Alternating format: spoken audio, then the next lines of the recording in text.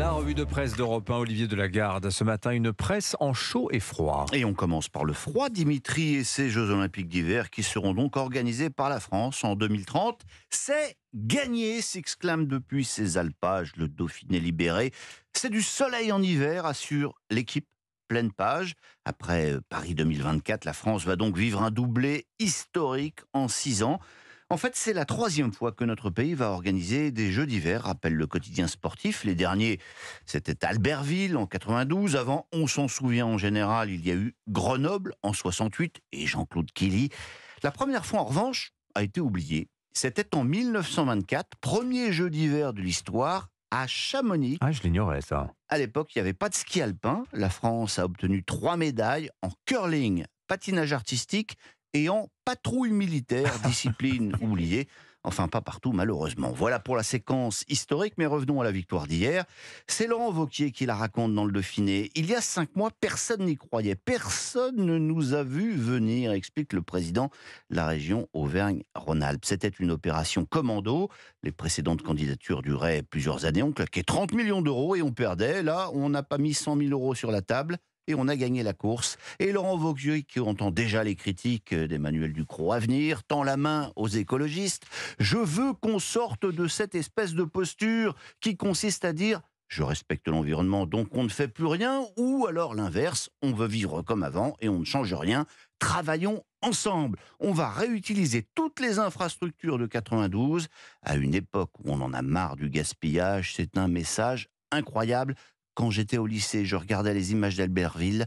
30 ans après, ça y est, c'est nous qui allons porter un nouveau projet. Alors après la fraîcheur des Alpes, la chaleur du désert de Dubaï. Et cette COP28 qui débute aujourd'hui sous de curieux auspices dans un des pays les moins respectueux de l'environnement et présidé par un mania du pétrole. Et pourtant, une fois rappelé tout ça, la presse se veut ce matin, si ce n'est optimiste, au moins constructive. Dans Libération, par exemple, Alexandra Schwarzbrod explique que vu les succès relatifs des certaines COP précédentes organisées dans des pays climatiquement fréquentables, autant aller droit au but et parler avec les plus rétifs au changement. Et d'ailleurs, le très long portrait que Libération brosse du sultan Al-Jaber décrit un homme beaucoup moins pétrophile qu'on ne peut l'imaginer. Il s'y connaît en renouvelable, c'est déjà ça, poursuit Schwarzbrod. Reste à le convertir à la sobriété. Ce n'est pas gagné, mais c'est un beau défi. Alors pour lui, en revanche, c'est gagné face au magistrat qui le poursuivait. Et Éric Dupond-Moretti reconnu non coupable à l'annonce de la décision par la Cour de justice de la République. Le garde des Sceaux ne dit mot, raconte Pauline Thévenoud dans Le Parisien. Il s'attarde d'un pas lent, très lent devant les caméras, sa façon de déguster sa revanche. C'est effectivement une victoire pour lui, résume beaucoup plus rapidement Guillaume Tabar du Figaro, un soulagement pour Emmanuel Macron et un camouflet pour les magistrats ou syndicats de magistrature qui espéraient se débarrasser d'un ministre qu'ils n'aiment pas. Et oui, les juges n'ont pas eu la tête de Dupond-Moretti, commente aussi Cécile Cornudet des Échos. Les tentatives déjà anciennes de la justice de s'immiscer sur le terrain politique vont pouvoir connaître un coup d'arrêt. Et qu'est-ce qui a retenu d'autres dans les journaux votre attention, Olivier, ce matin ? Encore dans les Échos, cette douloureuse, vous trouvez que le train coûte cher, eh bien c'est encore pire que ce que vous pensiez. Quand on fait l'addition de tout l'argent public que perçoit la SNCF, on arrive à 20 milliards d'euros rien que l'an passé. C'est une hausse de 45% par rapport à ce qui était versé en 2016. 20 milliards, cela signifie que chaque Français a versé l'an passé 300 € à la SNCF avant même d'avoir pris le train. Ce dernier au revoir hautement écuménique ensuite, hommage du Progrès de Lyon à son ancien maire Gérard Collomb, 7 pages spéciales, le quotidien qui a remarqué que, en plus du gratin politique, il y avait la présence de l'archevêque de Lyon et du cardinal Barbarin qui a même béni le cercueil.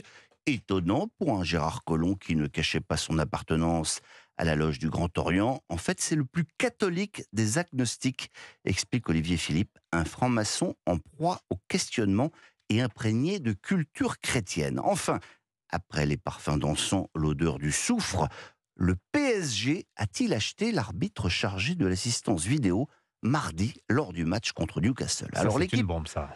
Ne pose pas la question en ces termes, c'est moi qui fais un peu de provoque, mais l'affaire semble tout de même assez embarrassante. On se souvient que mardi, Face aux Anglais, les Parisiens ont arraché un match nul crucial à la dernière seconde grâce à un pénalty que d'aucuns ont trouvé généreusement sifflé. Eh bien, l'équipe nous apprend que l'UEFA vient sans attendre de sanctionner l'arbitre vidéo du match. Il devait encore officier hier soir. Il a été suspendu manu militari. Bon, pour le moment, l'UEFA ne veut pas faire de commentaires sur le sujet, indique Étienne Moati. En revanche, croyez-moi, dans les bistrots de Marseille, de Newcastle et d'ailleurs, ça n'a pas fini de faire causer. Oui, alors les mauvaises langues diront que pour une fois que ça va dans le sens du Paris Saint-Germain, n'est-ce pas Dimitri Vernet qui me souffle cette judicieuse remarque à l'oreille. Vous direz ce que vous voudrez, mon cher Dimitri.